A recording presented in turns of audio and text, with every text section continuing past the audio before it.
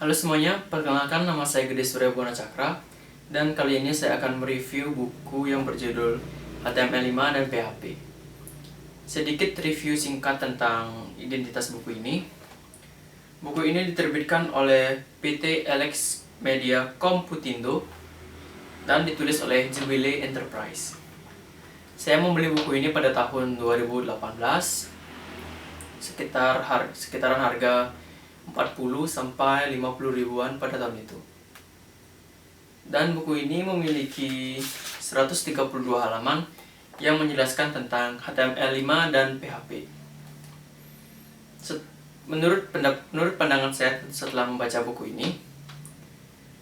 ini sangat mudah untuk dipahami, khususnya pemula yang baru ingin mempelajari HTML5 dan PHP. Karena buku ini menggunakan bahasa yang cukup mudah dimengerti dan menyertakan skrip dan hasil dari skrip itu pada buku ini, sehingga memudahkan pemula yang ingin belajar HTML5 dan PHP untuk mempelajarinya. Selanjutnya, saya akan mereview apa saja kelebihan dan kekurangan dari buku ini. Kelebihan dari buku ini menurut saya, yang pertama, buku ini murah. Ya, buku ini murah. Saat saya membeli buku ini pada tahun 2018, saya membelinya dengan harga 40 sampai 50 ribu pada tahun itu. Dan tadi saya sudah cek pada toko online, buku ini dijual dengan harga 30 ribu.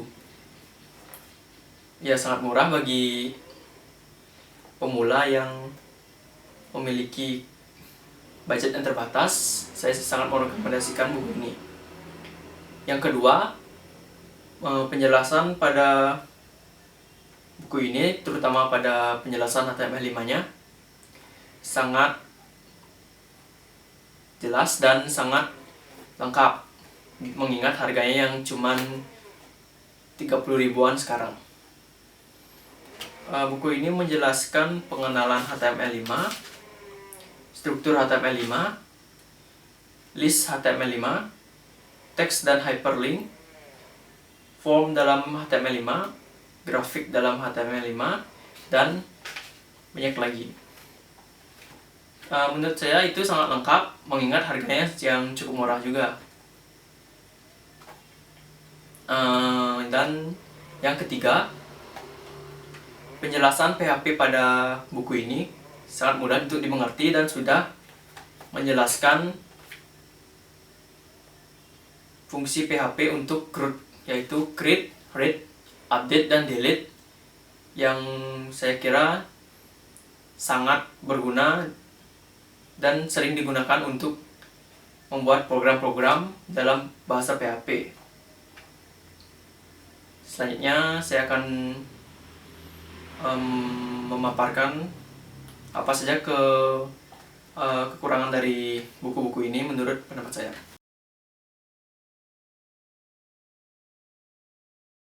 Menurut saya, kekurangan dari buku ini yang pertama adalah tidak dicantumkannya versi dari PHP yang dijelaskan pada buku ini. Sehingga pada saat saya membeli buku ini, saya mengira PHP yang dijelaskan pada buku ini adalah PHP versi terbaru, yaitu PHP 7 pada saat itu. Tetapi pada saat saya membacanya, ternyata PHP yang dijelaskan adalah PHP versi 6. Itu sedikit membuat saya kecewa karena saya mengira PHP yang dijelaskan pada buku ini adalah PHP versi terbaru, tetapi nyatanya PHP yang dijelaskan adalah versi 6, itu versi sebelumnya. Selanjutnya, kekurangan pada buku ini menurut saya yang kedua, pembuatan database, pembuatan tabel, pengelolaan database dan tabel masih menggunakan cara manual. Sebenarnya membuat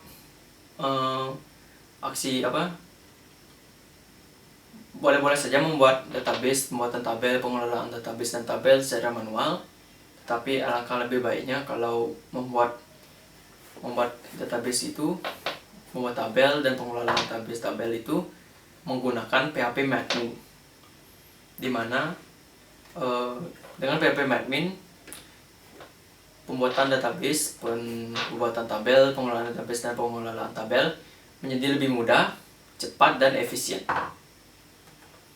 Selanjutnya yang ketiga, kekurangannya fungsi-fungsi PHP yang dijelaskan pada buku ini menurut saya kurang lengkap dan masih sedikit. Dan yang terakhir, keempat, kekurangan dari buku ini, mungkin ini pendapat pribadi saya, tetapi angka lebih baiknya kalau di setiap penjualan buku ini disertai CD atau DVD yang menyimpan source code atau script yang ada pada buku ini, sehingga memudahkan pemula untuk mempelajarinya dengan hanya komputer tanpa harus membolak-balikan buku ini. Dampak yang diberikan pada saat saya membaca buku ini pada diri saya sendiri, saya merasa tertantang untuk mencoba-coba hal-hal yang ada pada buku ini, mulai dari HTML5 dan PHP-nya. Itu membuat saya ingin segera mempraktekannya. Hal-hal yang menarik pada buku ini menurut saya pribadi, dalam buku ini pembuatan database, pembuatan tabel, pengelolaan database dan pengelolaan tabelnya masih menggunakan cara manual, itu menggunakan command prompt. Menurut saya itu sangat unik meskipun tidak salah, karena saya sudah terbiasa menggunakan PHP Madmin dalam membuat tabel, database, pengelolaan database dan tabelnya. Jadi menurut saya itu cukup unik. Kesimpulan review buku ini, apakah buku ini recommended untuk dibeli? Menurut saya, buku ini sangat recommended untuk dibeli, khususnya bagi seorang pemula yang ingin mempelajari HTML5 dan PHP, dan versi PHP-nya PHP 6 ya, bukan 7, karena ini tidak dicantumkan. Untuk beli karena harganya yang murah, sekitar 30 ribuan untuk buku tahun 2020. Dan juga penjelasannya mudah dimengerti bagi pemula. Penjelasan HTML5 nya juga cukup lengkap, PHP-nya juga cukup mudah untuk dimengerti. Sekian review singkat tentang buku HTML5 dan PHP dari saya. Jika ada kesalahan kata, saya mohon maaf. Dan jangan lupa subscribe channel ini, like, dan bagikan. Terima kasih.